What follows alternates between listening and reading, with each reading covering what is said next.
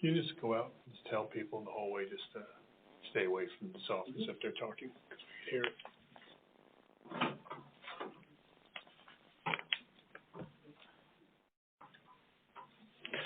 Good evening. This is David Hecker, President of AFT Michigan. Thanks, everyone, for joining this call tonight. It's a real special evening. We have on this teletown hall our next governor, Mark Schauer. Mark's here to say a few words to you, talk about the positions he has on issues of importance to us, the importance of this election, and really the most important part of this evening is going to be hearing from you. If you have a question to ask Mark, you press 0 to get into the virtual line with your question or comment. Again, press 0 to be able to ask a question of the next governor of this state, Mark Schauer. I've had the honor of knowing Mark for almost 20 years, and I'll just say a couple of quick things about Mark. One, he's one of us. He's a union member. He's a member of the Laborers International Union, and when we were there a year and a half ago outside, it was pretty cold, protesting against right to work. Mark Schauer was not only there with us on the outside protesting, but Mark Schauer got pepper sprayed by the state when he was doing that. I'll also tell you that a number of years ago, when a number of great people at Western Michigan University wanted to organize a union, and the president of the university was taking actions that we didn't think were right, then Congressman Mark Schauer got on the phone and talked to the president of Western Michigan. He has our values. He has a history of fighting for us. I can't think of anyone better we would want in the governor's office. So, Mark, thanks for joining us. David, thank you. I'm proud to be sitting next to you here in the offices of AFT Michigan in Detroit, and proud to be with all of you here this evening to take some time to talk about the future of our state. I want to say same thing about you, David. We've been through a lot of important battles together. My time in the legislature for 12 years, my time in Congress for 2 years, always on behalf of public education.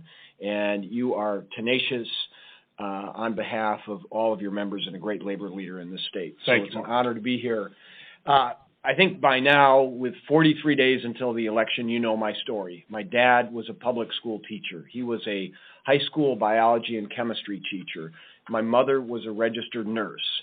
My grandmother was a first grade teacher in public schools. They taught me that the key to a good economy, a strong economy in opportunity is a good public education and having strong schools. So that's what I've been about my whole career. I followed their path to public service. I ran an anti-poverty agency in Battle Creek. That's how I started my career there. And I was responsible for Head Start for 450 kids, among other things. David told you about my commitment to the labor movement and about equity, opportunity, fairness, and as governor, collective bargaining will be a critical priority. It will be my goal to work together with all of you to repeal right to work for less and a number of attacks on you as educators. In short, I believe, and we're going to talk about a lot of things in the Q&A, but I believe that public education is the great equalizer.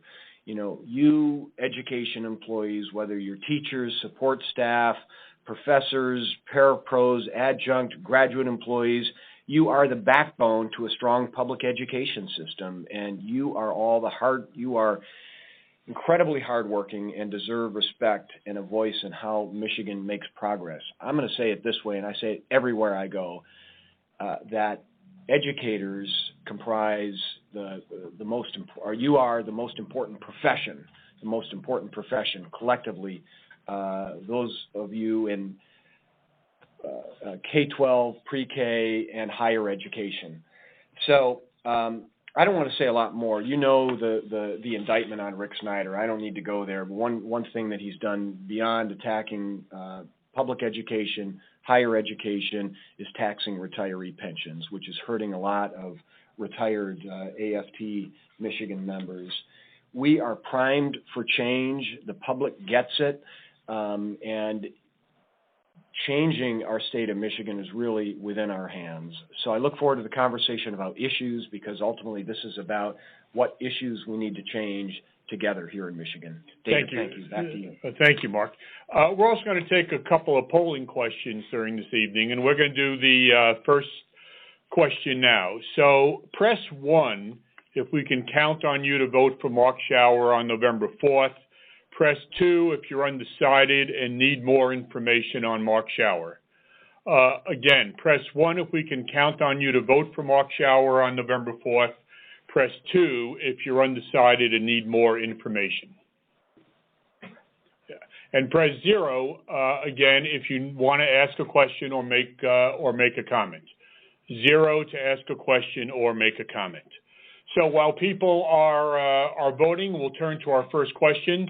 If the caller could indicate what local or what school district or university or college that they work in.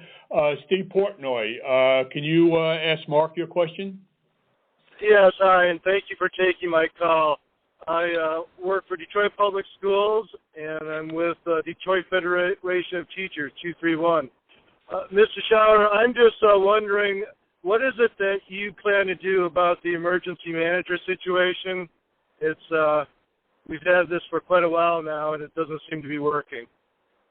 Right. Well, it doesn't work. It's wrong. It's undemocratic. Look, we, the people, voted in 2012 to repeal Public Act 4. During that same lame duck session, Snyder and his right-wing legislature enacted Public Act 436. It has taken over a number of cities and a number of school districts. I mean, fundamentally, our elected leaders need to, they are accountable to the people. Emergency managers are not. And it is no solution to a problem. The solution of the problem is making an investment in public education. Snyder's education policy is similar to his urban policies. You cut funding, you cut $1 billion from public education in a system and cut 15% from higher education, but they've systematically been disinvesting, but also privatizing services, privatizing schools themselves. And then when schools get into financial crisis, then he assigns an emergency manager to take things over. That's not policy. We need a proactive policy that is consistent with what is my number one priority, and I believe it's your number one priority, and that's education. Thank you. Thank you for the question, Steve. Sonia Alvarado, your question? Yes. This is Sonia Alvarado with Eastern Michigan Federation of Teachers. And my question is, Mr. Schauer, what can you do to improve the conditions for contingent faculty at the higher education campuses? Well, first, let me say that both my my dad and my grandmother, who were public school teachers, received their teaching degrees at Eastern Michigan University, so it's great to be talking to you. I mean, first, I have tremendous respect for our contingent faculty. David mentioned how I helped you organize some of them at Western Michigan University. They're critical to Eastern and all of our higher education institutions. Unfortunately, they are more often than not completely exploited with low pay and lack of job security. We just met with the administrative board of AFT Michigan and heard directly from one of your executive board members about how contingent faculty are working, full-time jobs so they can support their families, and it's very tough to provide the kind of education you want.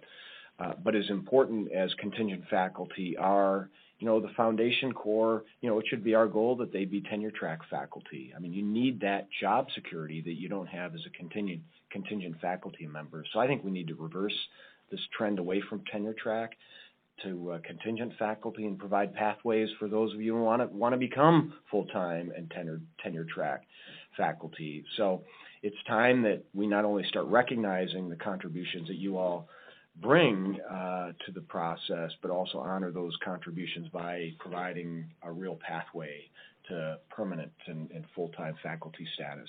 Thank you, Sonia, for your question. Remind people, if you want to ask a question or make a comment, please press 0. and you'll be put in your question will be put in the queue. We now have a question from Vicki Honeycutt. Vicki? Yes, I'm president of Northville Federation of Paraeducators, Local 3813. Mr. Schauer, what will you do to prevent privatization of school services?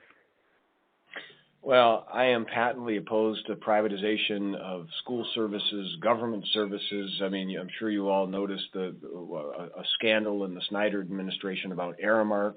They privatized veterans care. They think corporations can provide better solutions. That's why the charter school movement has been about for-profit education and the K-12 Inc. and the virtual schools. But, privatization of school services have a number of consequences. When, for example, food service, office employees, maintenance workers, parapros, bus drivers who are taking care of our kids out of respect and trust, we're taking it out of the hands of community members. There's not the same accountability. There's not the same training. There's not the same commitment. And the other thing I know is that it has an impact on MIPSers and on our pension system. My dad didn't make a lot of money as a teacher, but he had a good pension. And when one of the things I want to change, I want to level the playing field so that everybody's paying into MIPSers. This is an end run. It's a way, again, candidly, it's a way to bust the unions. So I'm opposed to privatization. Thank you, Vicki.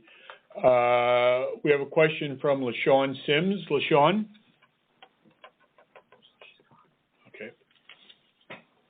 Okay, we actually have a few members here at the AFT Michigan office, and one of them just passed me a note. Mark asked me if I could ask you about evaluations, and they're important for everybody. A real focus has been in this state on K-12 teacher evaluations. Right. What are your thoughts about what evaluations should be and how they should be used? Well, let me start by saying, when I become governor, we're going to change how we do business in a number of ways. I mean, this current governor, when he's setting education policy, he's got his corporate special interest friends. That's how this Skunk Works initiative came about. We've seen the result with all these for-profit educators, including these so-called virtual school providers. You're going to be there at the table with me as we set education policy. I think evaluation is really at the crux of how we move forward. I was in the legislature when John Engler was governor, and it was clear to me that evaluation was used as a tool to beat trained, skilled educators, including many of you on this phone. It's not been a tool to help address the individual needs of students, and I think that's what evaluation should be about. In my view, we need to have an evaluation system and evaluation tools that are measuring progress of students and the contributions you make to those students. I think anything short of that does a disservice to our kids, and again, just feeds into more and more attacks on you. And in my opinion, we should be making policy decisions about how we can improve educational outcomes for kids, how we can help teachers better, and educators, parapros, and others better address the unique educational needs of each child. Thank you, Mark. We have a question from Vern Brown. Vern? How do you feel about teachers like in the EAA that are hired without credentials, without teaching certificates? And then I also wanted to make a comment that I do feel that as far as public education has worked for 400 years, and over 400 years, and I don't care whether you're Republican, Democrat, Independent, Tea Party, I do not feel that you should be voting for, I think they should be voting for Schauer, but I think you need to get that across to all the Republican parties, as many people as you can reach there, and the other parties. I mean, really work send that message so you can have some crossovers. Yes. Well, absolutely. Look, first of all, on your question on the EAA has been a failure. This has been a tool. I mean, you look at all their practices, even, it was built on a house of cards in terms of its financing. It has been just one more tool to undermine our public schools, another attack on public schools. I think we have, and so I oppose any school, whether it's a EAA or a charter school that are hiring non-credentialed teachers. We need to make sure we're hiring trained, skilled educators, and that's what AFT Michigan does and supports that continuing education and training and skill development. So, when I'm governor, my goal would be to do away with the EAA. It's not working. It's draining dollars from Detroit public schools and other schools. And then just your broad point about a commitment to public education. I will be the public education governor. Our Constitution guarantees for every child a quality-free public education. That's why I want to take the profit motive out of education. And because, again, it's another drain on our public schools. And, when you look at the path we're on, we've seen complete school districts go away, whether Inkster, Saginaw, Buena Vista, Muskegon Heights were taken over by an emergency manager. David, I know you followed this state. The emergency manager signed a for-profit provider education company there, Mosaica. They quit after the year because they couldn't make a profit. Right. This education is not a profit-making venture, and it should be about, and I say that about higher education. It is about this is a public good. This is a public good. Thank you. Thank you for the question. We're going to take another poll question at this point. The polls look great for Mark. He's in a dead heat with an incumbent governor, but it takes a lot of work to get someone elected. And press 1 if we can count on you to volunteer to help get Mark Schauer elected as our next governor. Press 1 if we could count on you to volunteer for Mark Schauer.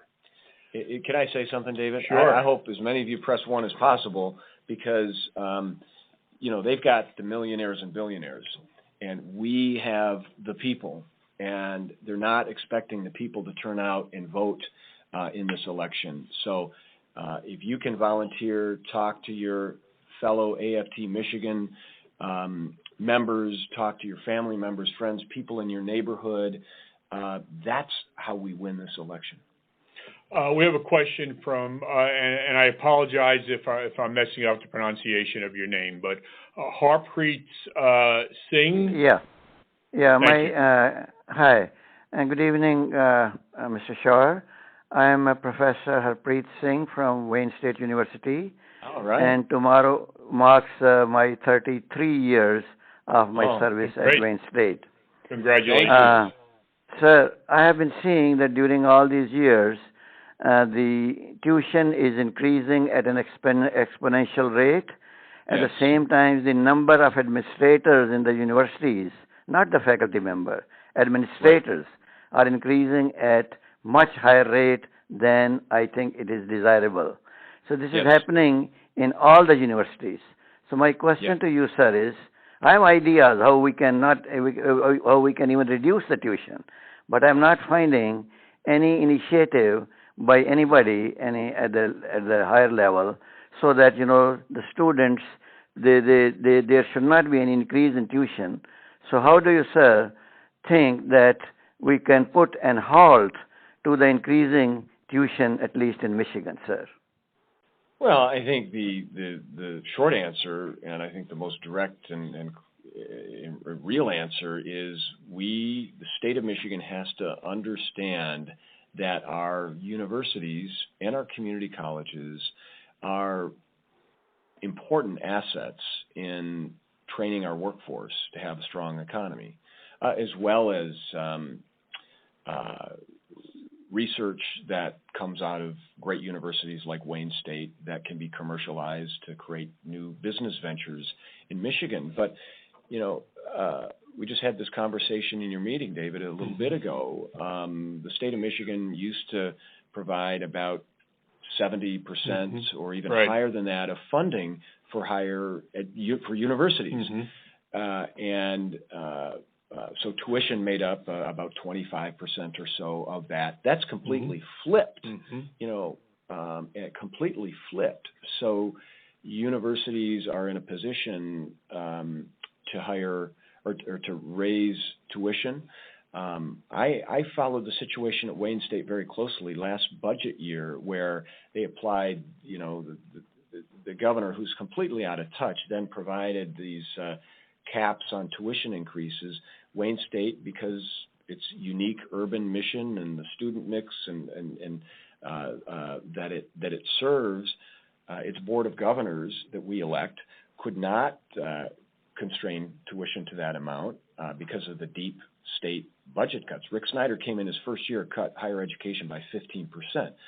So what the governor did is they ended up taking money away from Wayne State University as a result of that to distribute to, is completely nonsensical.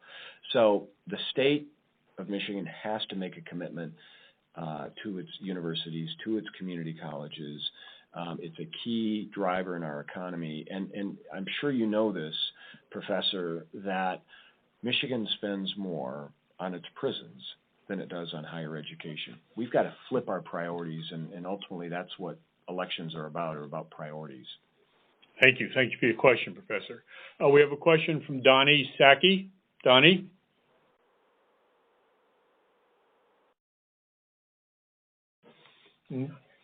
Okay. Did I have the first name wrong? Mr. or Ms. Saki?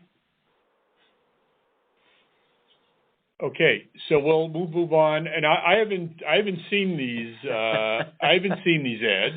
Yes. And this shocks me, because I know that former Governor Granholm is a big supporter of yours, yes. Mark. But there have been recent ads that show the governor, in some way, the former governor, attacking you. So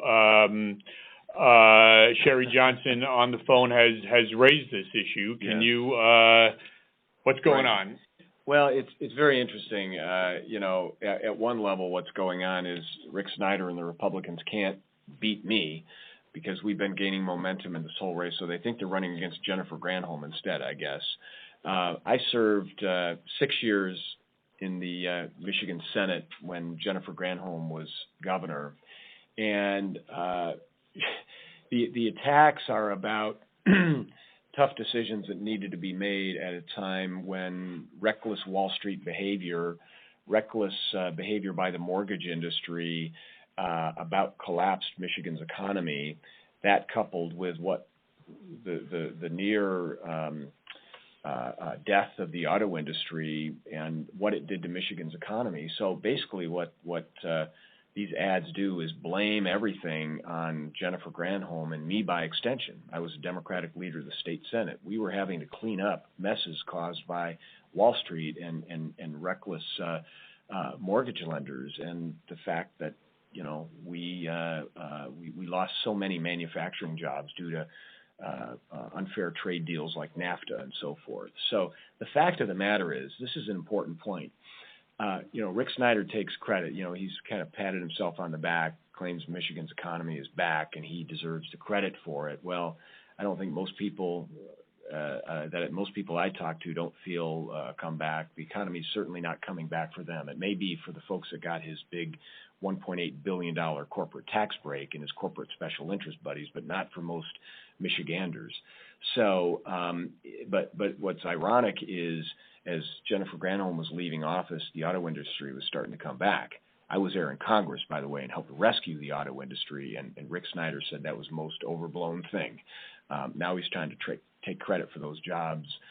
But the reality is that some of those tough decisions in my work in Congress, along with Gary Peters, who is on the ballot, we got elected to the U.S. Senate, are responsible for jobs that were created in the first year of Rick Snyder's administration. He's happy to take credit for those while they're attacking me on television. Here's the final point I'll make about this is what a campaign and a candidate that is in trouble does.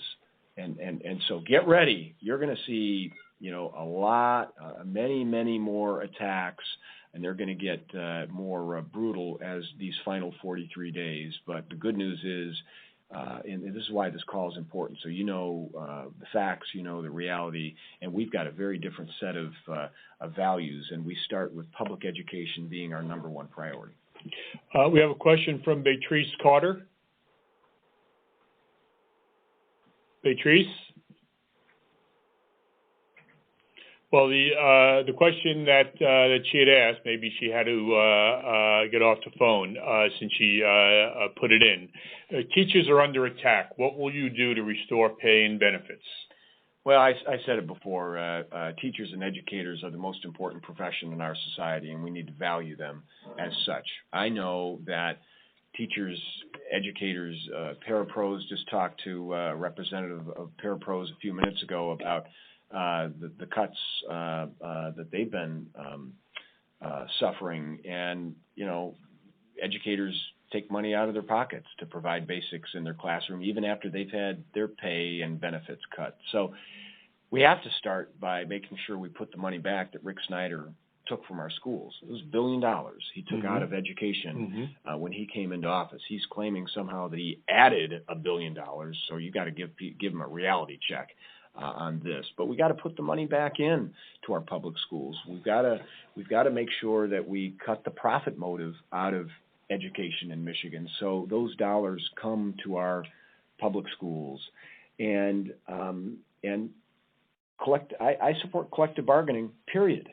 And so what's happened is you have less and less, fewer and fewer rights at the collective bargaining table as a result of Rick Snyder and this legislature that's made it easier for them to cut your pensions and make you pay more for health care. So we've got to restore those collective bargaining benefits and make sure not only will public education be my number one policy priority, it'll be my number one budget priority.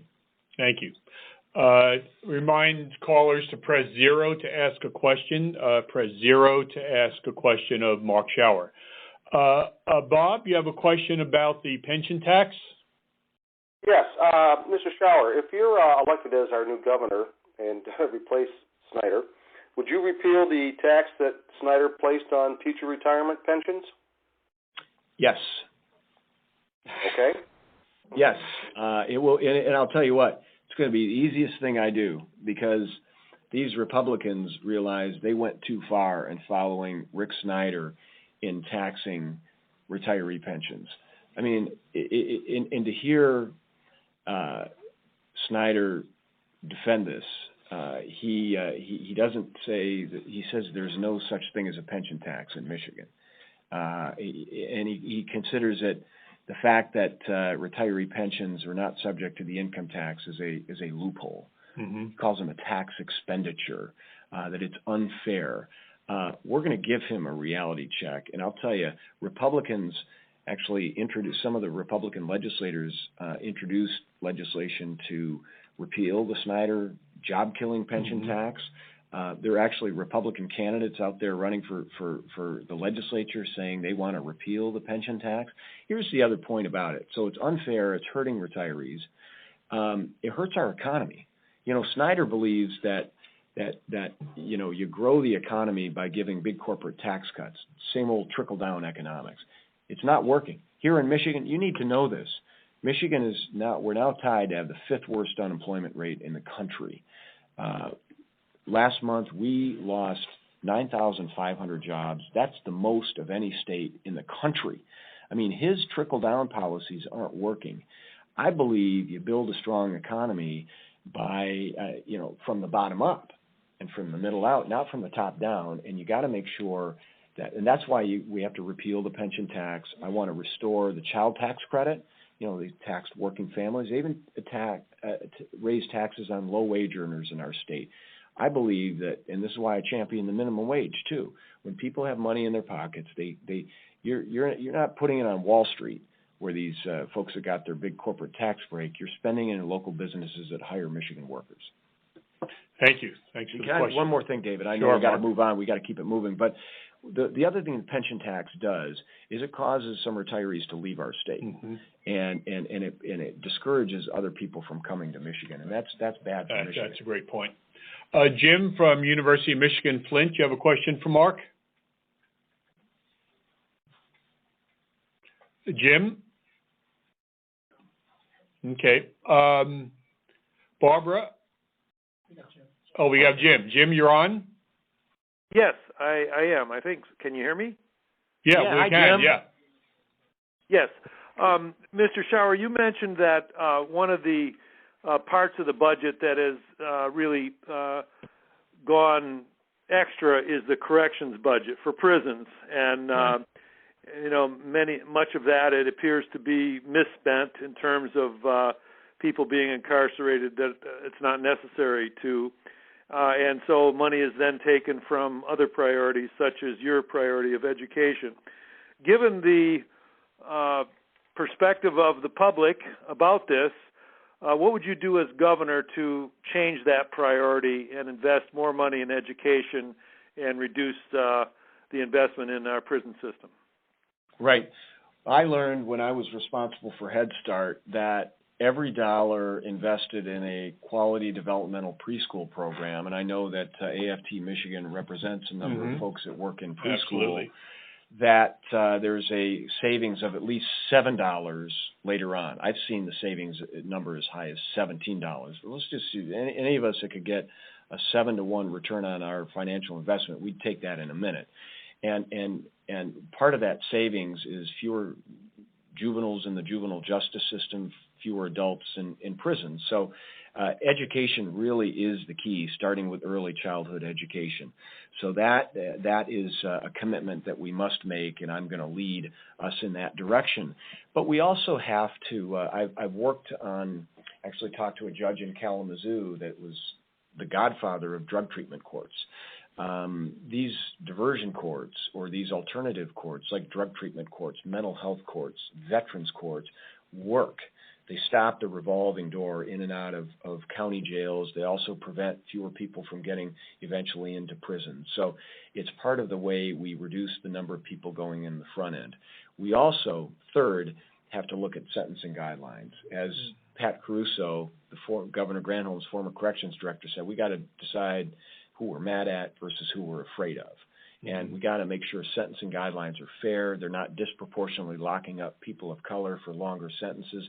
And then fourth, the Michigan Prisoner Reentry Initiative is important. It helps provide the tools. It starts in prison, continues back in the community. Because remember, 80 to 90% of prisoners are coming back home. Mm-hmm. And we are all better off if they've got the basic tools they need. Absolutely. They're not addicted to drugs. They've got the basic educational and job training, job skills where they can be successful. So it's using all of those approaches.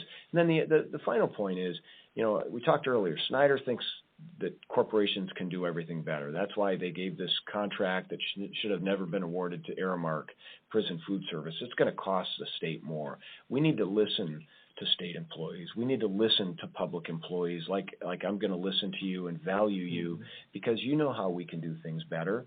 You know how we can do things more efficient, and you're there because you care about services to people.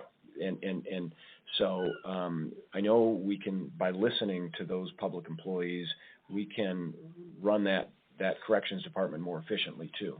And then, my goal is, what I'm going to do is I'm going to audit every department of state government, including corrections, and find the saving, cut out, Rick Snyder's sweetheart furniture contract to a cousin, for example, and repeal these big pay, you get 80 and 90% pay raises to his top investment. That's the right. top guy makes $330,000 a year, for crying out loud.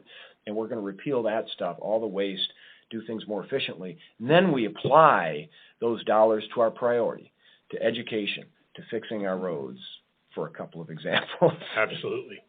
Remind people to press 0 to ask a question of Mark Schauer. Press 0 to ask a question. Barbara, you had a question on the status of debates?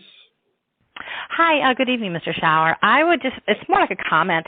I would like to know what the status is on the debate, being able to engage Governor Snyder in a televised debate, because I do feel this is the first time I've heard you speak at any length of time, and I am so impressed of your articulation, your knowledge of the subject matter, and you're very, relaxed in your commanding spirit, that I feel if the Michiganders, if they could hear a televised debate, I feel you would take it over by double digits.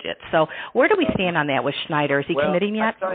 This is great. This is like, breaking news. This is like late breaking. This is like the bonus you get for being on this call, That's everybody.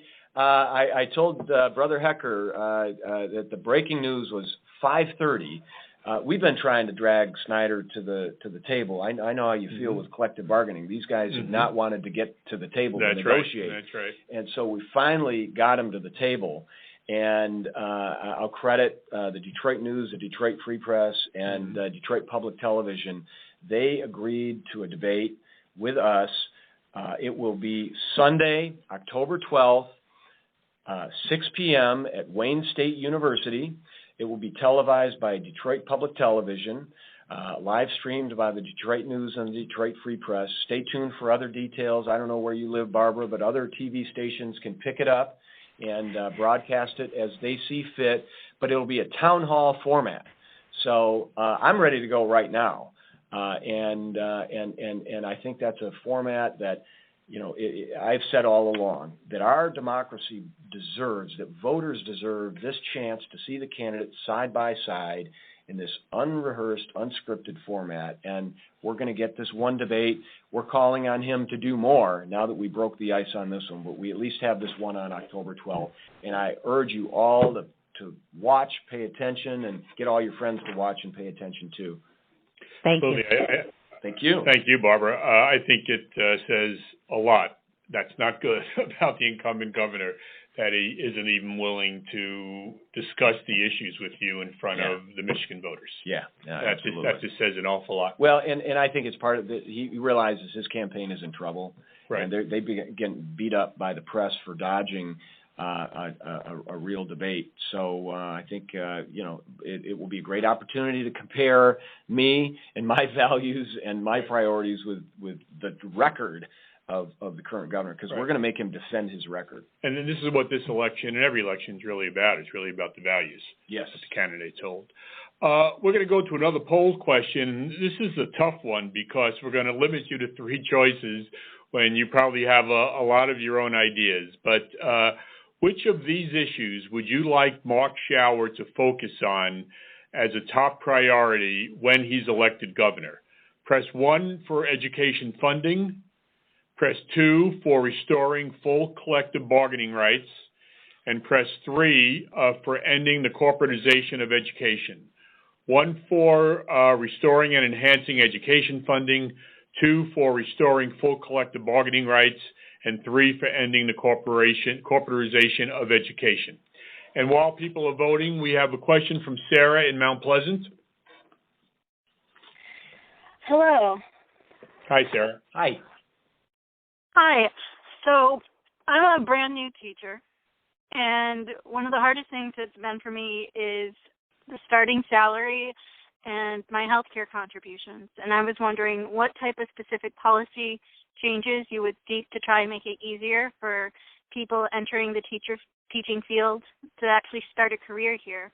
Because I left college with over $60,000 in student loans, and it's really hard to try and support my family and have a life and buy all the supplies I need to buy for my students on what I'm making and what I have to contribute to my health care right now. I mean, this, first of all, Sarah, thank you for sticking with it and making the commitment. You are a public servant. And again, I'm going to say it again, you are a member of the most important profession. All of you who are educators, and everyone on this call is an educator. So it's fundamentally wrong that teachers have been vilified, abused. A lot of our good teachers have been driven out of the profession, in some cases because they can't afford it anymore. And I know I've talked to teachers who have had their children or grandchildren say they wanted to go into education, and their parent or grandparent had to counsel them that not to do it because, the conditions you described. So what we need to do is flip the paradigm. We need to value you as educators, and it goes, I believe that budgets are a reflection of our priorities. So I talked earlier, funding does matter. The amount of state funding that our school districts get correlates directly to their ability to pay you and for the ability for AFT Michigan to have a chance to bargain successfully on your behalf.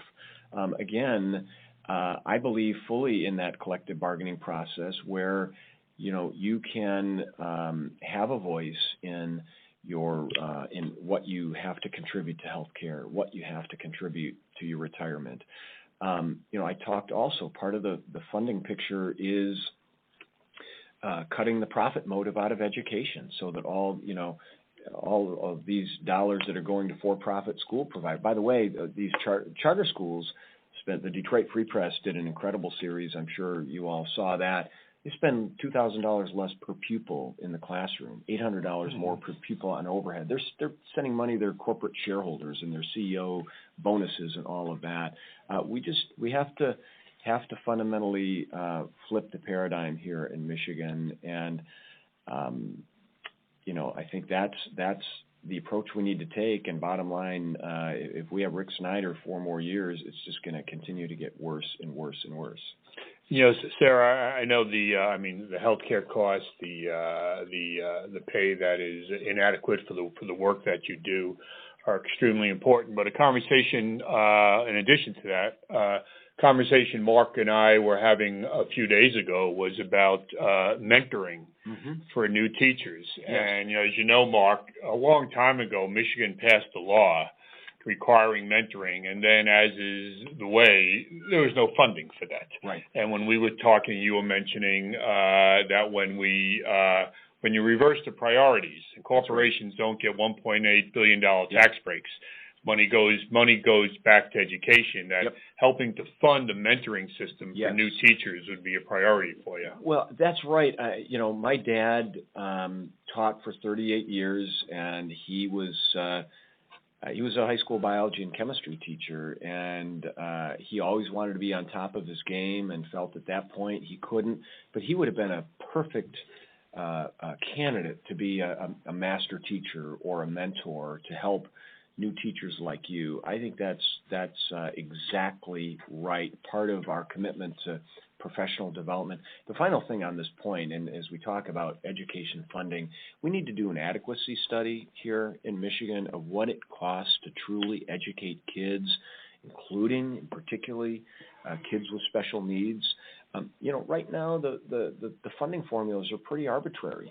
They take how much money is in the school aid fund, right, and kind of basically divide it by the number of kids they're anticipating to be in our schools, and it's not connected to what it actually costs to educate kids.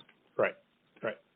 We asked you a couple of questions. Let me quickly give you the results before we move on to our next questioner. The first question we asked was about how many people can we count on to vote for Mark on November 4th, and 72% said they were voting for Mark, and 28% we very much understand, would like some more information. On the question of what issue you'd want to have as top priority, and my guess is people wanted to vote for all 3 and probably 5 others, but restoring full collective bargaining rights, 42%, ending corporatization of education, 37%, and restoring and enhancing education funding, 21%. We have a question from Wendy Johnson. Wendy? Hi. Hi, Wendy. I was just wondering what your plan is for implementation of Common Core and the next generation science standards, and what you were thinking about those issues. Well, I support Common Core. I think it is, we need to adhere to a set of national standards. I mean, we're competing in a global economy. Let me use this opportunity to see if you're a science teacher, I'm guessing? I don't know if you're still on the call, Wendy. Can you hear me? Yeah, Wendy, you're a science teacher? Yes, I am. I mean, I would, if you don't mind, let me use this as an opportunity to let me hear your advice for me and what your thoughts are about the science standards. Yeah, I think that the next generation science standards are a huge leap in the right direction. Right. If you asked me to write them, I would have done a few things differently. But Okay. I think that they are a huge leap in the right direction, and exactly what you mentioned about Common Core, they give us a common starting place, which is really important. Right. Well, that's good to hear. I mean, look, I think what we need to not only elect me, but we need to make sure that we have a strong state board of education in Michigan as we work on, and they're going to be choosing the next state superintendent.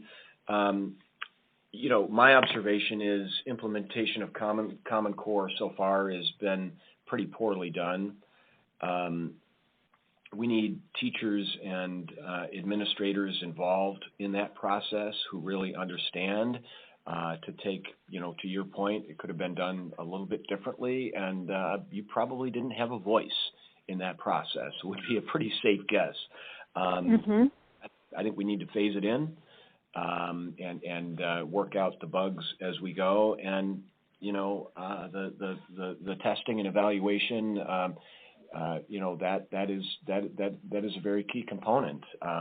So, you know, this, you know, so but I think, you know, you having a voice in that process is really a critical element. Thank you so much, Wendy.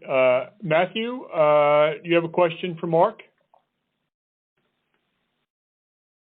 Yes. Hi, Mr. Schauer. First of all, Hi, Matthew.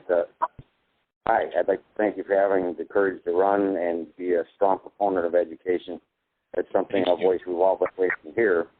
Thank you. I was wondering, so now I work in a middle school in Hamtramck that's about 100 years old. We don't have any screens in the windows. We have bees coming in and out. We have a ceiling that leaks and a mold problem going on.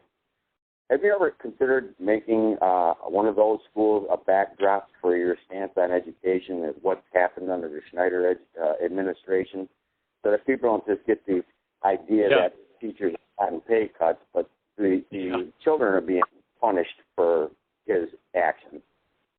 That's a fantastic idea. No, I hadn't thought about that. I think that's a great idea. I mean, I think, look, the reason I've shadowed students in a number of schools, and you know, I'd love to get a chance to visit you. You said Hamtramck Middle School, is that right? Middle School in Hamtramck. Yeah, I'd love to visit there. I mean, look, I think you know, when, for example, when Rick Snyder claims he's added $1 billion to public education, I say, well, don't take my word for it. Talk to people like you that are there every day, to parents, to school board members, to students, and get a reality check. So I think that's really what you're proposing here, and I think it's a fantastic idea. You know, I thought where you were going with the question was something about, you know, helping school districts, you know, maintain, upgrade, modernize buildings. We ought to be talking about that. David and I work together with a national group called the Blue Green Alliance about making schools more energy efficient, for example. To, you know, and look, that only is help schools in the long run save money, but it puts union members to work in the skilled building trades performing that work. One of the ways we generate more money for our schools is having an economy that is stronger and generating tax revenues, whether it's sales tax, income tax, others, that helps support our schools. So a lot of these, we got to connect the dots between them, but I really appreciate your suggestion. And the, you know, Hamtramck schools, you know, great teachers, great staff, a beautifully diverse community, but infrastructure of the schools, a major issue. Great, no, I appreciate that.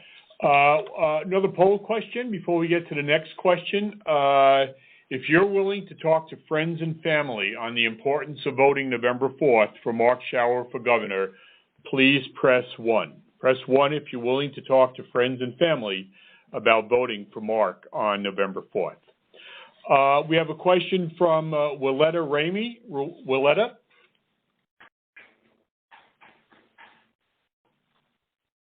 Are you with us, Willetta?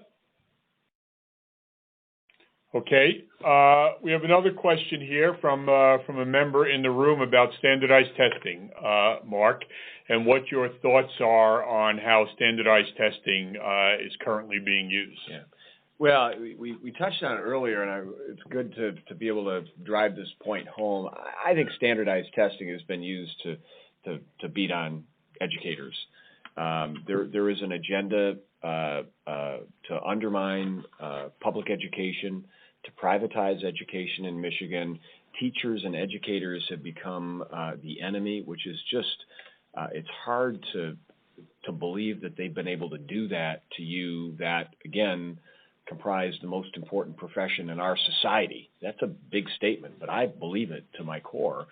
And so we've got to flip evaluation to make sure that it really is about helping to measure the the growth of kids and determine what unique needs they have to help guide you as educators. So that, to me, should be the purpose of evaluation. I think it's been flipped on its head. And one thing we were talking earlier with the administrative board and a lot of members of our board, and you agreed that to evaluate a teacher on a test score when standardized tests have a role, as you said at the ad board, but they should never be determinative as to judging how a student is doing, how a teacher is doing. It needs, as you said earlier today, the administrative board needs to be one of many factors. Exactly right.